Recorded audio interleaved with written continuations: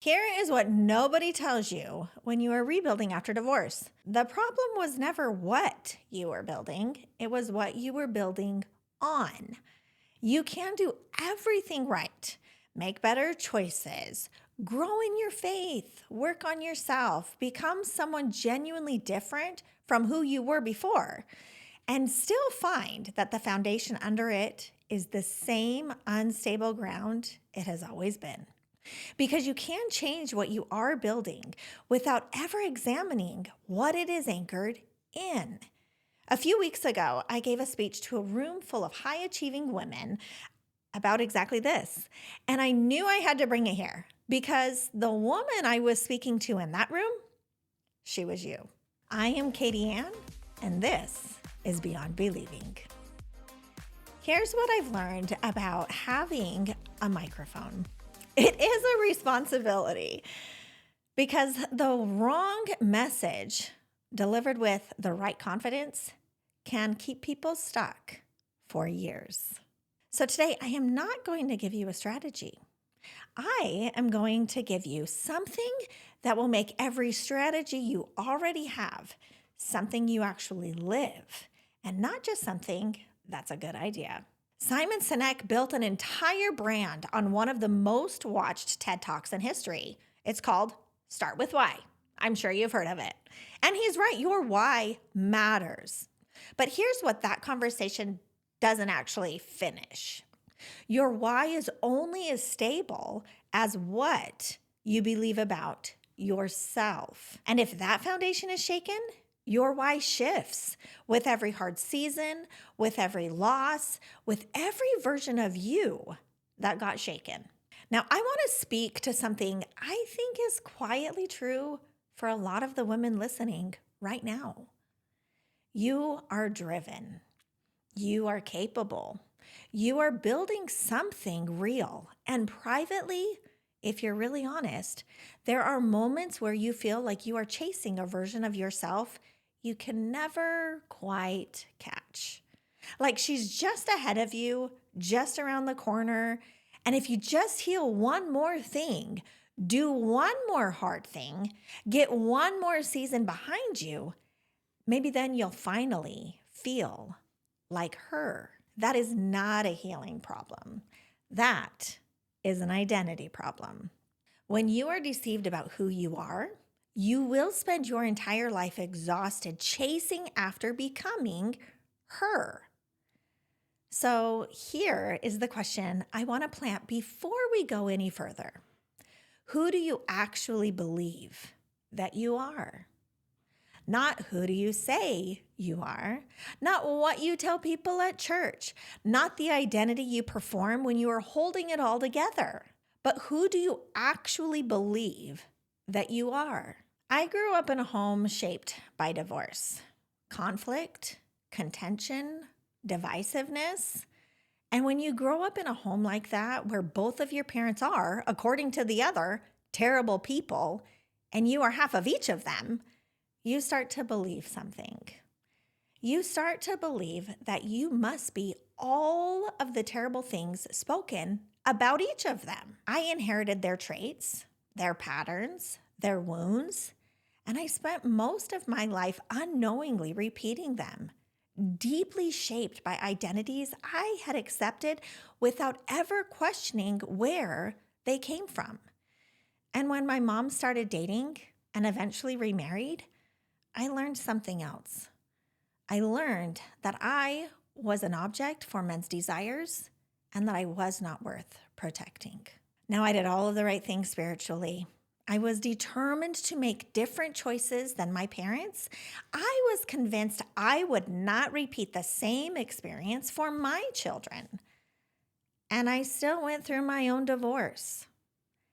I still felt completely lost, still felt unworthy of protection, still felt unworthy of genuine love. The moment everything shifted for me wasn't a strategy. It wasn't a program. It wasn't even a rebrand. It was a question.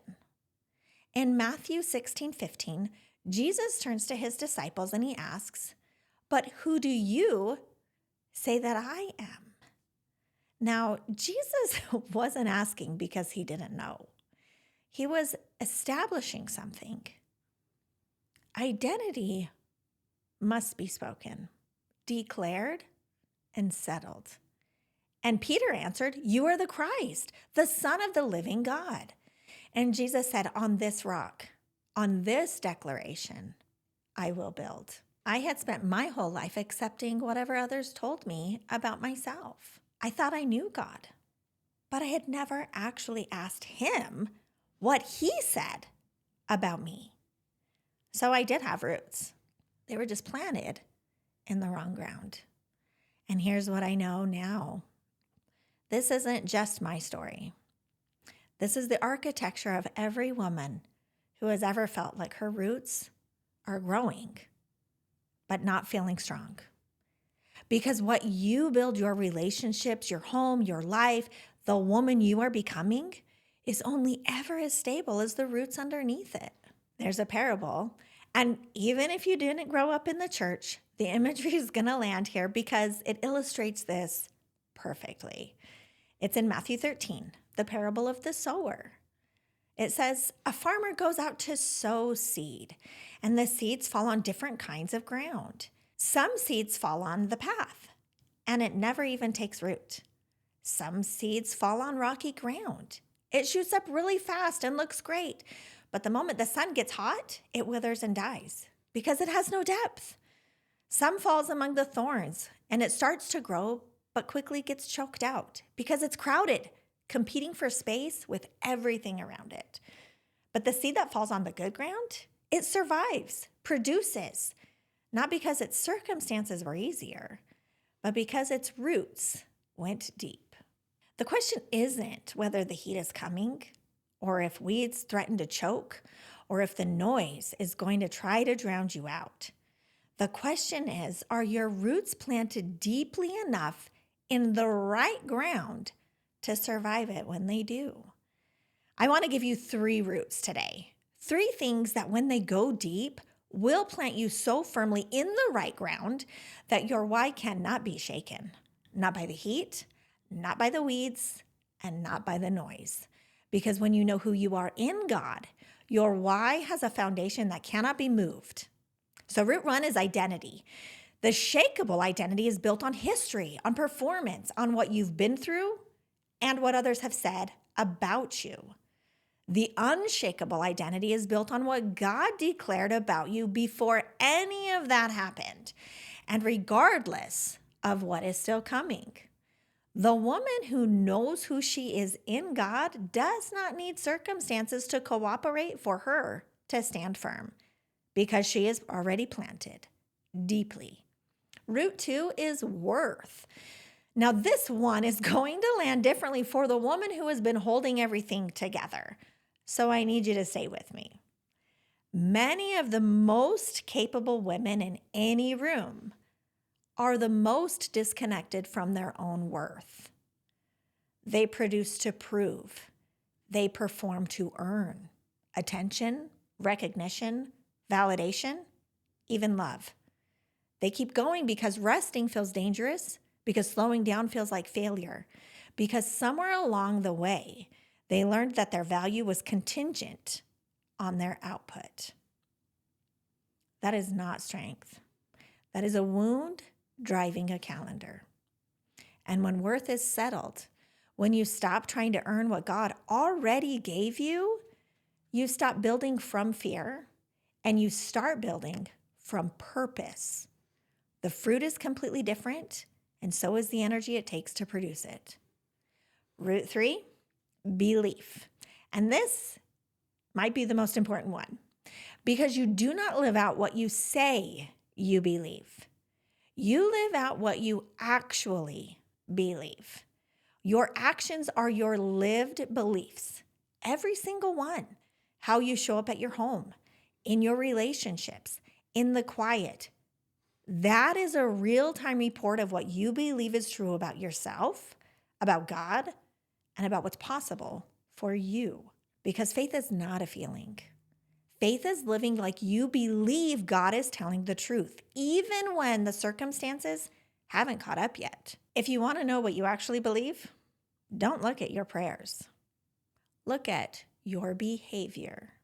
I want to pause here and ask you something. And this is not rhetorical. Be honest with yourself right now. What is your identity rooted in? Is it rooted in what you've built, in what you've survived, in what people say about you or what they used to say, in your performance, your output, your role as a mother, your title, your strength, your children? Or is it rooted in what God declared about you before any of that ever existed? Here is what becomes possible when you stop trying to build an identity in soil that was never designed to hold you, and you plant yourself in the one who is the only source of truth that cannot be changed. Here's what it looks like when these roots go deep. Healthy roots are firmly planted in truth, not in performance, not in history, not in other people's opinions. Only one person's opinion has the actual power to shape you, and it isn't theirs. Healthy roots are consistently nourished, not just in the good seasons, but as a daily practice, in the rest, the quiet, the moments that feel lonely, when you have no one to call, nowhere to turn. Who do you reach for? If it isn't God, you cannot nourish these roots. The woman who can only be nourished by noise, by output, by someone else's validation, she is one hard season away from running dry.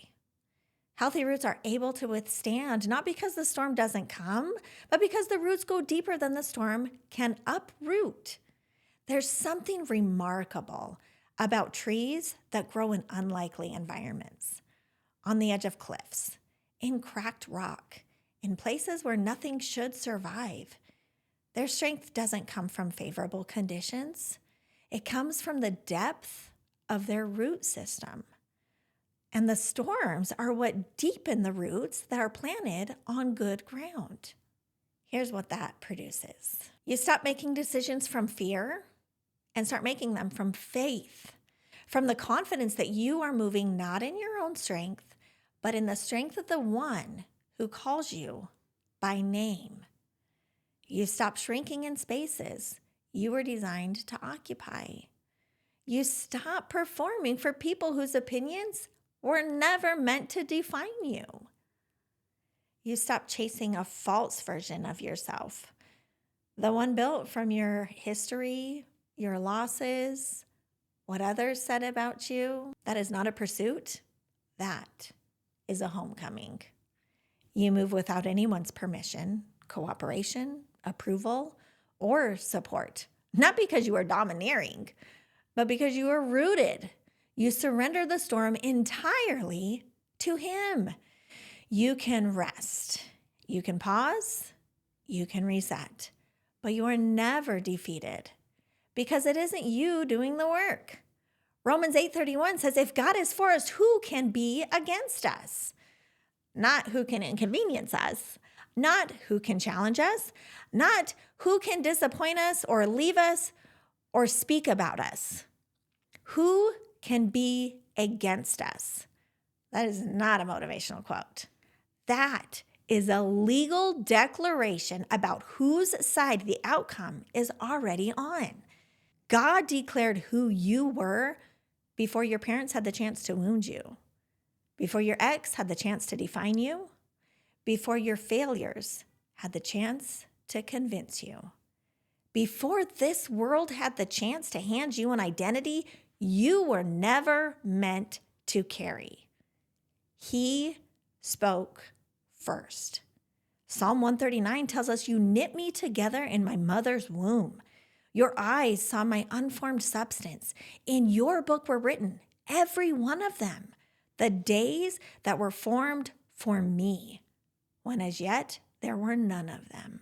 Which means the false identity, the one built on performance, on history, on what others said, was never the original.